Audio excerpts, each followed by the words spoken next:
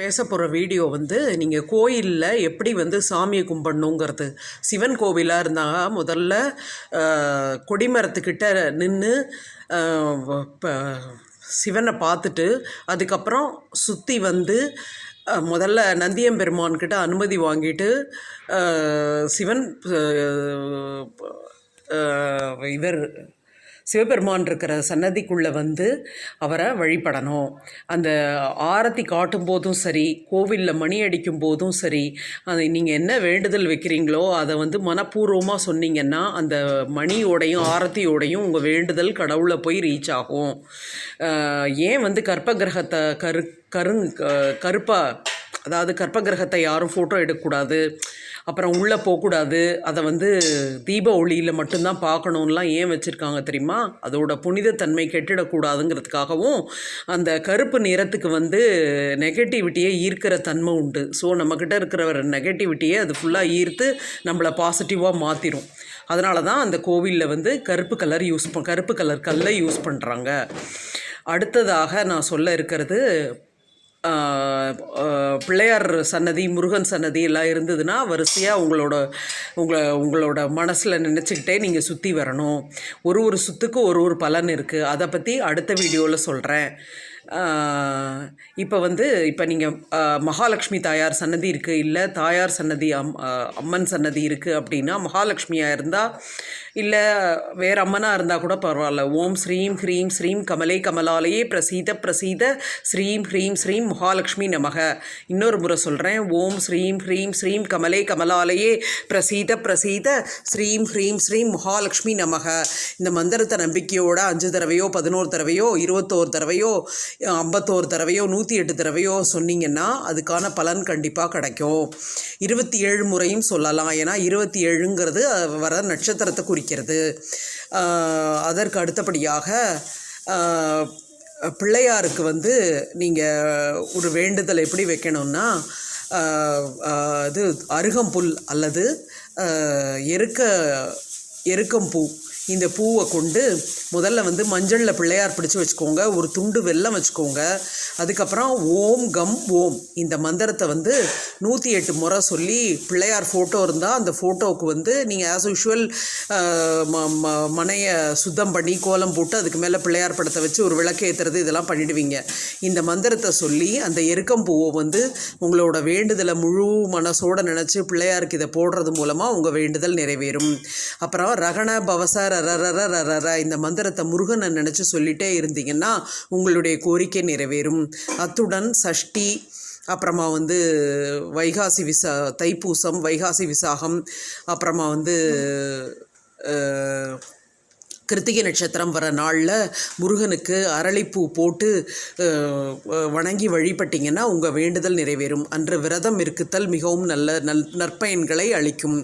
அதே மாதிரி ஒரு 6 நட்சத்திரத்து கோலம் உங்கள் வீட்டில் வரைஞ்சிட்டு அதில் வந்து 6 அகல் விளக்கு வச்சு உங்கள் இஷ்ட தெய்வம் எதுவோ அந்த இஷ்ட தெய்வத்தை வேண்டி உங்கள் வேண்டுதலை சொன்னீங்கன்னா அந்த வேண்டுதல் பலிக்கிறதுக்குள்ள வாய்ப்புகள் மிக அதிகம். அப்புறம் அடுத்தபடியாக பைரவருக்கு இந்த விரதம் இருக்கிறது வந்து நான் எல்லா கடவுளுக்குமே முன்னாடி சொல்லியிருக்கேன். பைரவருக்கு வந்து அஷ்டமி அன்னைக்கு, ராமருக்கு நவமி அன்னைக்கு, அந்த மாதிரி. அப்புறம் வந்து பௌர்ணமி நாட்களில் சத்யநாராயண பூஜை பண்ணுறது, இதெல்லாம் வந்து உங்களுக்கு நற்பயன்களை அளிக்கும். அதே மாதிரி பெண் தெய்வமாக குலதெய்வமாக இருந்தால் பௌர்ணமி அன்னைக்கு, ஆண் குலதெய்வமாக இருந்தால் அமாவாசை அன்னைக்கு நீங்கள் வந்து ஒரு 9 தேங்காய் அரை மூடி, அதாவது அரை மூடியாக 9 மூடி எடுத்து அதில் நெய் விட்டு உங்கள் குலதெய்வத்தை நினச்சி, குலதெய்வம் இருக்கிற கோயில்லையும் ஏற்றலாம், இல்லைன்னா உங்கள் வீட்டில் போகிறதுக்கு உடனே வசதி இல்லை, உடனே நம்ம வேண்டுதல் நிறைவேறணும்னு நினச்சிங்கன்னா குலதெய்வ ஃபோட்டோவுக்கு முன்னால் கிழக்கு பக்கம் பார்த்து இந்த தீபம் எரியணும். நெய் விட்டு மஞ்சத்திரி போட்டு அந்த வேண்டுதலை வச்சிங்கன்னா அந்த வேண்டுதல் உடனடியாக நிறைவேறும். அதுபோல் வாழைப்பழத்துலையும் இதே மாதிரி நீங்கள் விளக்கேற்றலாம். உள்ளே கொஞ்சம் வாழைப்பழத்துக்குள்ளே கொஞ்சம் க்ளீன் பண்ணி நடுவில் கொஞ்சம் கட்டியால் கட் பண்ணி எடுத்துகிட்டு அதில் இப்போ இலுப்பை எண்ணெயோ, அதாவது குலதெய்வத்துக்கு வந்து இலுப்பை எண்ணெய் ரொம்ப விசேஷம்னு சொல்லுவாங்க. இலுப்பை எண்ணெய் விட்டு திரி போட்டு தீபம் ஏற்றி உங்கள் வேண்டுதல் அல்லது கோரிக்கையை சொன்னீங்கன்னா அது உடனடியாக நிறைவேறும். அதுபோல் உங்களால் குலதெய்வம் கோயிலுக்கு போக முடியல, ஆனால் உங்களுக்கு வந்து ஏதோ ஒரு ப்ராப்ளம் இருக்குது, இல்லை ஏதோ ஒரு கடன் பிரச்சனை ஏதோ ஒன்று இருக்குது, ஆரோக்கிய குறைபாடு, குழந்தைங்க வாழ்க்கை நல்லபடியாக அமையணும் அப்படின்லாம் நினச்சிங்கன்னா புதுசாக ஒரு பூட்டை வந்து கடையில் சொல்லி வாங்கிக்கோங்க. அந்த பூட்டை வந்து 108 முறை முருகவேள் முந்து முந்து அப்படின்னு சொல்லி மூடி திறந்து அந்த பூட்டை வந்து தொடர்ந்து முருகன் பாதத்திலே வச்சுட்டு வாங்க. நீங்கள் வந்து அதை தொடர்ந்து செஞ்சுட்டு வரும்போதே உங்களோட கோரிக்கை நிறைவேறத்துக்கான அறிகுறிகள் உங்களுக்கு தெரிய ஆரம்பிக்கும்.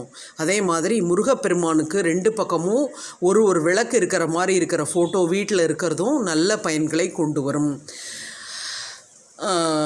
அப்புறமா பெருமா கோயில் போனால் எல்லாருக்கும் தெரியும், நீங்கள் வந்து பெருமா கோயிலில் உட்காராமல் வரணும். தாமரை பூ அல்லது துளசி சாற்றி வழிபடலாம். ஒரு மண்டலம் கோவிலுக்கு செல்வது அல்லது 12 முறை சுற்றி வந்து வழிபடுறதல். இது வந்து சக்கரத்தாழ்வார், பெருமாள் எல்லாருக்குமே இந்த துளசி மாலை வந்து பொருந்தும். துளசி மாலை, தாமரைப்பூ, இது அனைத்தும் சக்கரத்தாழ்வார், பெருமாள், அப்புறமா வந்து திருப்பதி சுவாமி இருக்கார் இல்லையா, அவங்க எல்லாருக்குமே இந்த வேண்டுதல் பொருந்தும்.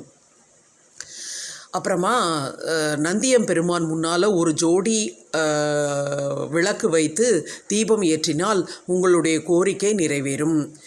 திங்கட்கிழமை அன்றைக்கி காலையில் 6 to 7, ஏன்னா 6 to 7 தான் திங்கட்கிழமை அன்றைக்கி, அதாவது ஹோரையில் வந்து சூரிய ஹோரை, அதுக்கு அடுத்தது திங்கக்கிழமைன்னா அது அந்த ஹோரை கணக்கில் வருது. அதனால் திங்கக்கிழமை அன்றைக்கி 6 to 7 நீங்கள் இந்த பரிகாரத்தை பண்ணணும். அப்புறம் நீங்கள் சாதாரணமாகவே உங்களால் தூரம் இருக்கிற கோயிலுக்கு போக முடியல, உங்களுக்கு ஏதோ ஒரு மனசு கஷ்டமாக இருக்குது அப்படின்னா நீங்கள் பக்கத்தில் என்ன கோவில் இருக்கோ அந்த கோயிலில் ஒரு அகல் விளக்கு ஏற்றி வைத்து வழிபடலாம். அப்புறமா அடுத்தது வந்து சனிக்கிழமை அன்றைக்கி மட்டும் தான் நீங்கள் இந்த பரிகாரத்தை பண்ணணும். அரச மரத்து இலையை அன்று மட்டும்தான் பறிக்க வேண்டும். மற்ற நாளாக இருந்தால் கீழே விழுந்திருக்கும் அரச இலையை எடுத்து அதில் ஒரு 3 ஏலக்காய், 3 கிராம்பு, கொஞ்சம் பச்சை கற்பூரம், கொஞ்சம் மஞ்சள், 1 ரூபாய் காயின் 5 அல்லது 5 இல்லைன்னா ஒரே ஒரு காயின் வச்சு அந்த இலையை நன்றாக மூடி சிகப்பு நூலால் கட்டி நீங்கள் பணம் வைக்கும் பெட்டியில் வைத்து விடவும். இதுபோல் செய்ய பணவு வரவு அதிகரிக்கும். அப்புறம் வந்து பச்சை துணியில் இதே பொருட்களை வைத்து முருகனை நினச்சி பச்சை துணியால் கட்டி உங்கள் வீட்டு பணப்பெட்டியில் வச்சாலும் பணவரவு அதிகரிக்கும். அதுபோல் வடகிழக்கு மூலையை சுத்தமாக வைத்திருக்கவும், அங்கு குப்பை தூசி எதுவும் சேராமல் சுத்தமாக வைத்திருங்கள். அதுபோல் சுக்கிரனுக்குரிய திசை வந்து தென்மேற்கு திசை. ஸோ நான் மற்ற கிரகங்களுக்கு உள்ள நிறத்தை பற்றியும் அவங்களுக்குள்ள மரத்தை பற்றியும் பூவை பற்றியும் அடுத்த பதிவில் சொல்கிறேன். நன்றி.